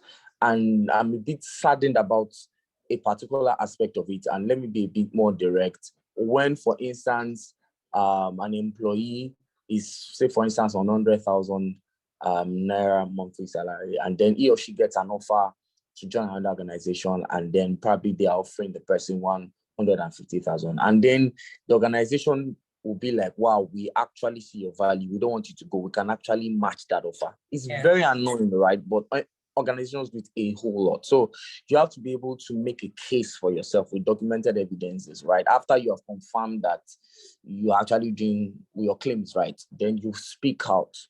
If it doesn't work, if your value is not being celebrated, 3, like I would always add, make an exit plan, because sometimes Ella Water, they will sell it 150 or 200 at a particular store, but when you go to an hotel, for instance, you get that same Ella Water, the same brand, the same everything, for a ridiculous price, probably 1,000 naira or so. So sometimes you're not valued where you are until you change where you are. So I think that's just what I would add to that. Great. Thank you, Emmanuel. Mr. George, I have a question for you in the chat room. How do you handle situations whereby your line manager is taking credits for your work? Yes, I'm sure you must have had instances whereby you faced this in your 19 years career. So I would like to hear from you, Mr. George. What do you do when your line manager is taking credits for your work? If he's taking credit for your work, let him take credit now. You know what's going to happen eventually? At some point, he's going to have to explain it. At some point along the line, he's going to have to explain this work that he's taking credit for. That's where the problem is. You see, you're not going to, you don't sabotage certain things. Take, for example, you do work, and every time you do it, he goes up and says that, oh, this is what I have done. It doesn't really matter, because even if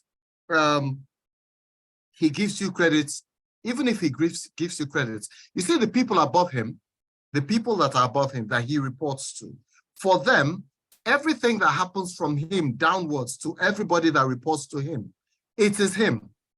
They actually, let me try and explain it like this. You see, if you're a leader, all right, the results that you have are the results that your people are actually producing or creating. That's your results. Your results are their results. So it is just redundant for you to keep acting like nobody else is helping you get things done, because their job is to help you. The job of the people who report to you is to help you. So when you are acting like they don't do anything, at some point, somebody's going to ask you that, okay, if these people don't do anything, why do you still have them? At some point, you're going to have to defend it. A friend of mine was in that situation where his boss just kept running them down, and every time they do something amazing, he says he's the one that has done it and all that. So one day, one of the bosses that suspected that, this guy, why are you doing this nonsense? He just came and said, okay, well, these people that work with you, they generally are just useless. Let's move them to another department. Guys, no, don't move them. I said, no, we have to move them. Let them go somewhere so that they can learn to, be better. And he said, no, leave them here. We will work it out. The reason is simple, because they realized that this guy, it's not possible for you to be doing all this work that you're taking credit for. Like I said, a lot of times, the problem that you have are the leaders that are not paying attention. The leaders that are not paying attention. When somebody constantly tells you that everything that is done by him, yet he has people who are reporting to him, who are supposed to do different aspects of his own responsibility, so to speak, you need to ask the question, bros, what do these people do? If you're the one who's doing all these things, what do the people who report to you do? At some point along that line, he is going to have to defend the results that he is actually claiming. You don't have to disturb yourself too much. If you can't take it anymore, maybe you just get up and say, okay, I will go. But let me say this to those of you who are leaders or who have people reported to you. The easiest way to sabotage, the easiest way your subordinates can sabotage you is to simply not do their jobs well. They don't have to do anything amazing. They don't have to go out of their way to be evil. All they have to do to sabotage you is to not do their jobs well, because their results are your results. You can't help that. There's nothing you're going to do about that.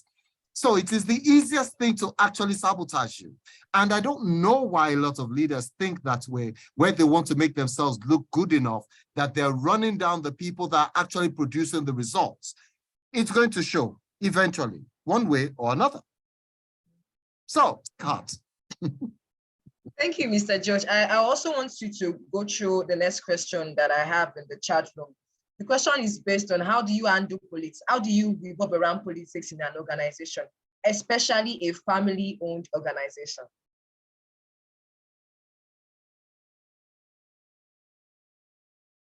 Did you get that, Mr. George? Yes, I did. Family-owned organization. Yes, and politics in that like organization. That is going to cause you. There's no way you're not going to cause trouble.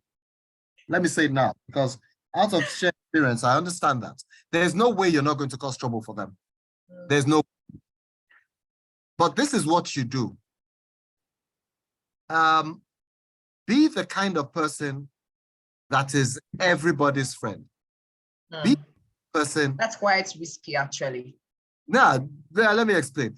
Be the kind of person that is in every camp. Let me explain.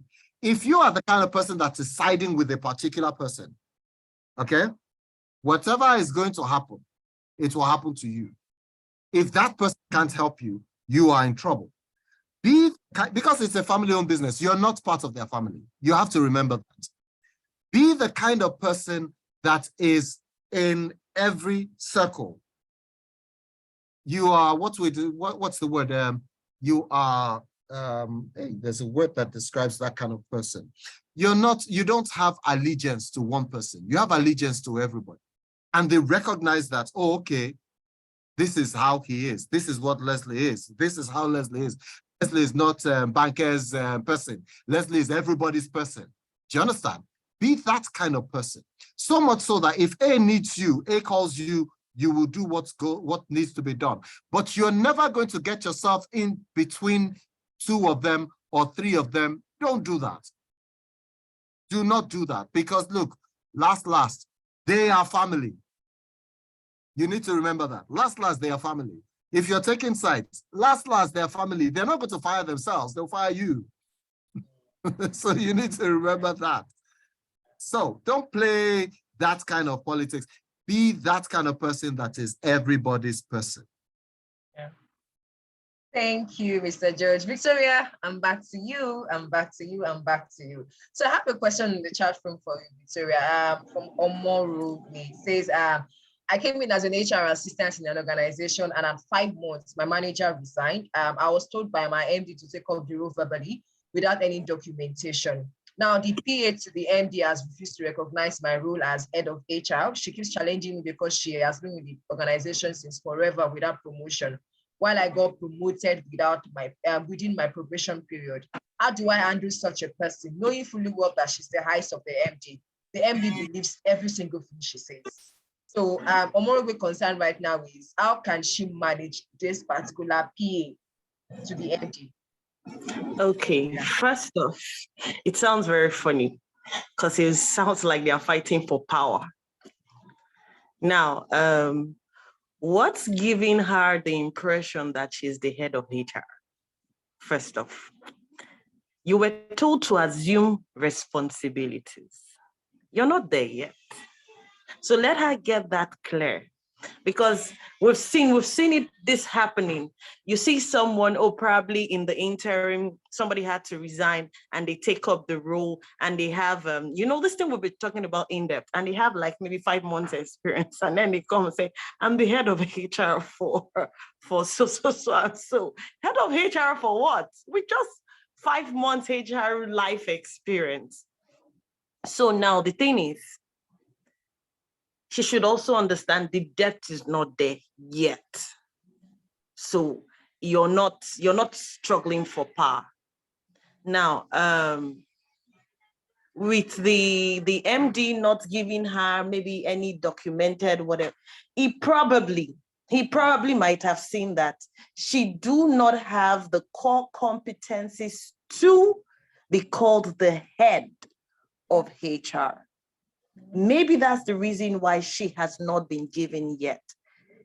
If there's an issue, she should go and ask him. Sir, you've asked me to assume this role and assume this responsibility. There are no documentations in this regard. Kindly clarify what my expectations are within this time, why we wait for, and then you get a response from that person. And I wouldn't know something must have played out for the PA not to be respectful. I've been in such situations, generally PAs, executive assistants, are usually the eyes of the MD. And you want to play your cards right, just like Mr. Leslie said. You're not there to fight anybody, really. Because one day you need something to be approved, and you have to pass through that PA. So you have to find a way to make her your friend. You are not there to fight for power. You're not there to fight for who is the head of HR. That's not your duty. The truth is, when you start delivering on your job and they are seeing results, everybody will fall in line. Great. They will fall in line. So your main focus now is, sorry? Go ahead, finish up. Okay, so her main focus now should not be who is who here. Your main focus is, let's get the job done. Let's get this boat sailing, and let's ensure that it doesn't capsize, so that we can get to safety. And then you start respecting the PA's opinion, then she will start respecting you. Ensure that there's mutual respect, there's open communication. You don't talk down on her because you feel you have assumed the role of the head of HR and you expect her not to give it back to you. We know PAs generally most times are like that. So you need to ensure mutual respect. Like my pastor would always tell me, learn to pinch somebody without them feeling the pain. So she should come from that approach. Start off being friendly. Or if she does something you don't like, probably let that phase pass. And then afterwards you meet her, oh, ABC, you actually spoke to me in a manner I don't like. Maybe not in public. Oh, ABC, you spoke to me in a manner I don't like. Please, I wouldn't appreciate that next time. You know we're working, our rules are vital. So that the job can go on, because if the employees see that gap, they will leverage on it. HR and be they are Yeah. fighting. They know they are fighting for power. Focus on the job and every other thing will fall in line. Thank you, Victoria. I also just got reminded by Temitope right now. You didn't finish the conversation earlier about mistakes that young professionals should avoid for them to thrive in the career space as an under 30. Can you please wrap that conversation, Victoria? Oh, okay. Okay, thank you very much for that. So one thing I want to say is that young professionals, when you get into an organization, the thing is, be intentional about what you want. Know what you want. Permit me to use, don't be an Igbogboro kind of person. You know, what you don't know, you fall for anything. Be intentional about what you want. It will guide you. It will help you. So you're not just moving from pillar to post. So when you get into an organization where you don't understand, seek help. I've seen situations where, oh, ABC, get this thing. Yes, ma'am. You don't understand what they asked you to do. There is no harm in asking questions. What's the worst thing that can happen when you ask questions? There is no harm in asking questions. Ensure you understand, get clarifications first. And another thing is, young professionals, they don't arm themselves with the right skills. You find out that most times we're all about the money. Yes, money is important. You're asking people, oh, why are you not getting yourself involved? You could see trainings like this where they can learn. They're not there. Arm yourself with the right skills. Sometimes we know some of these things come in pricey, but some of them are also free. Know what you know, and nobody would bamboozle you with anything. The first one I talked about is ensure that you are intentional about what you want to become. It will help you to avoid certain mistakes. Who do I want to be? I want to be an HR professional. What makes me a good HR professional? How am I going to be of value in this organization? What are the mistakes I'm supposed to avoid as an HR professional? What are those things I'm supposed to do? And then, secondly, you have to learn from your mistake. Learn from your mistake. When you make a mistake, move on. It has been done. Learn, okay, why did I do this? Why didn't I do this? What are the best ways to improve? Move on. We talked about imposter syndrome. Things like that can you start doubting yourself if care is not taken. So as a young professional, mistakes to avoid, you should be intentional about what you want. If you are not intentional about what you want, you just want to work for the money, you'll be bamboozled with everything. Another one, when you're giving things to do, ask questions. Nobody get lost when they ask questions. Do not be afraid to ask questions. It will help you go far. It will help you deliver. Thank you. And understand that it is not always about the money. Thank you so much. Thank you. Mr. George, I also would like to hear from you, based off your years of experience, when it comes to consulting, when it comes to training. I would like to hear from you also. What are the key things young professionals need to watch out for? What are the things they should really focus on? Sorry, Banke, could you take that? I didn't hear. Okay, so I said for young professionals, in your own opinion, based off your years of experience, what are the things they should focus on and the things they should spend more time in, basically, in terms of thriving? Okay. First things first. The very idea of being a professional is, what do you want out of whatever it is that you're doing? In other words, what do you want? What do you want to achieve? What do you want to become? You see, everything you do is dependent on all those. Every single thing you do is dependent on what you want to achieve, what you want to become. That everything you do is dependent on those things. If you don't have a plan, you're not, you just want to do what everybody else is doing. It's not going to end well. You're in your 40s and you still can't say that, oh, I am, this is what I am. I'm an expert on this subject or whatever it is, because you're just doing whatever comes. What do you want to achieve? What do you want to build? What do you want to become? Then you have to move to the next level of thinking after you've decided or determined what you want to build, what you want to become. You need to build relationships. You need to build relationships. Every single thing that you're doing, if you are the kind of person that tells himself or herself that, oh, I can do it alone, you're going to fail. You will fail. It's not as if, oh, you may fail. It's not a may thing. It's a must fail. You must fail. That's how it will work. And you need to understand that. You need to build relationships, because once you start to build connections with other people who are doing what you're doing or doing something else or related to it and all that, they can see what you're not seeing. Relationships you build, they help you eliminate your blind side. What you can't see, they can see. Where you lack strength and ability, they can support you. They become what we describe as the pillars that you can lean against. That's basically one of the things that you need to learn. And then 3, build competence, build capability.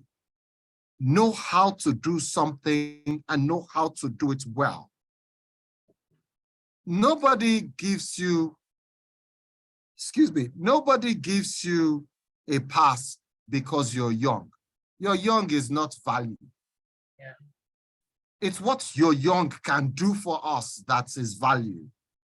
It's not because, oh, she finished school at 22. So what exactly is the value that you bring? What exactly is that thing that when we think of that thing, we turn to you? If you're building things, and if you're still building, like, okay, you're not an expert at anything yet and you're still learning, learn. Dig deep into whatever it is you're learning. Throw yourself into it. By the time you come out on the other side, we can see that, oh, yes, Banker has done this, Banker is doing this, Banker is becoming this, Banker is learning this. But when we can't see what you're doing, that's a problem for us. Value is what makes you important. Nothing makes you important. Whether you have certifications, it's value. It's what you bring, well, to the proverbial table. We will give you audience when we see what you're bringing. You know, it's like marketing or sales. Let me use this analogy. See, you have not made a sale, and we're seeing that you've not made a sale. But we see that you have made all sorts of connections. What's that word? What's that thing? How do we say it? There are lots of people that you have connected to, a lot of people. Social currency. Well, yes, social currency works, yes. Do you understand? And we know that we're seeing the work you're doing. You haven't made a sale, but we're seeing the work that you're doing. We know that, look, this is the kind of work that leads to sales. We can see that. But when you're not doing what we can see, and at the same time, you're not making sales and you're talking, we're wondering what you're talking about. Why are you wasting our time? Why are we even paying you? We must be able to see potential. Even if you have not arrived at the thing itself, we must be able to see potential. Another thing, you must be a person, sorry, let me just finish this. You must be a person that is concerned about their reputation, what you're building. You must be a person of character. And like I said before, be the kind of person that when you are in trouble, when you have issues, people are running to rally round you because of the kind of person that you are. If you have to beg for help when you're in trouble, there's something that's wrong. Let me say it like that. Thank you. Thank you. Emmanuel, I'm back to you right now. I want us to talk a little bit on when it comes to you and your boss, how you manage the relationship between you and your boss. How should it be in terms of you trying to communicate with your boss, what you should do, how to just have that communication flow with you and your line manager in this situation now. Emmanuel. Sir, please, could you repeat the question? Yes, I said I would like to hear your view concerning how to maintain a relationship with your boss. That is your line manager, your supervisor, the person you report to in terms of the communication. Okay, awesome. So first, keep it as much as you want the relationship to be close. Never, ever cross the formality line. Yes, you want to be free with your boss. You want to be able to communicate, talk about things, share your heart and all of that. But I think one very, very important rule, especially for young people, is don't cross that formality line. And what I mean by that, essentially, in very simple and clear terms, is never ever let respect out the window, right? No matter how open a boss may be with you, they still want that respect. They might not admit it, they might not ask for it, they might not say it. In fact, they shouldn't ask for it, right? But they want that respect. So that's the first thing in marriage relationship with your boss. 1, 2, carrying your boss along is absolutely important. Absolutely important. Right? It's as simple as, we got this number of deliveries from our vendors. You don't have to do anything. I'm just dropping this to keep you updated. As simple as that. That's 2. 3, show your results. Show your results, right? You can do things like, okay, so I think I should be as practical as possible. So for instance, so what I do, like this is what I do practically. So for instance, my boss tells me, oh, Emmanuel, I need you to recruit for this role, reach out to the line manager, get what the brief is, blah, blah, blah, blah, blah, blah, blah. Once I'm done, a regular Emmanuel, except I don't know, anything takes over me, but a regular Emmanuel as of today will go back to the boss and say, excuse me, this is what I've done. In fact, before I'm even done, I'll give like a status update. This is what I've done. This is what is next. Once I'm done, I'll get back to you. And once I'm done, I'm not only going to tell you as a boss that I'm done. If it's probably something that there's a documented evidence for it, I'm going to screenshot that thing and send it in that message, attach it that in that message that, okay, this is like a screenshot of this showing what I've done, blah, blah, blah. So I think those 3 things are very important. Number 1, never ever let respect out the window. 2, updates, keep your boss updated always. 3, okay, I think one more thing is coming. 3, always show evidence of what you've done. And 4 is take advice, request for advice. It sort of makes your boss feel important, in quotes. Request for advice and give credit to your boss, especially when you are in a larger community. Thank you so much. Thank you, Emmanuel. Thank you, Mr. Leslie George. Thank you, Victoria. It's been an amazing 2 hours. Wow, I actually can't believe it's 2 hours already. Thank you so much, everybody. The time has been well spent. Unfortunately, we just have to call it a day here. Please, you can reach out to our panelists on LinkedIn. They'll drop their LinkedIn URL on the chat, so you can please connect with them. If you have more questions, feel free to reach out to them. And I'm sure they're going to be wide open to receive you and also connect with you also. Thank you so much, everybody, for your time. It's been an amazing session so far for me, right? We'll just go right ahead and pass this conversation to Mr. Adeosun. Mr. Adeosun, over to you, sir. Thank you very much, everybody. Thank you so much, Adebanke Aderibigbe. That was an excellent job. I also like to celebrate all the members of the panelists this evening. We thank you so much. Thank you so much, Leslie George, LG.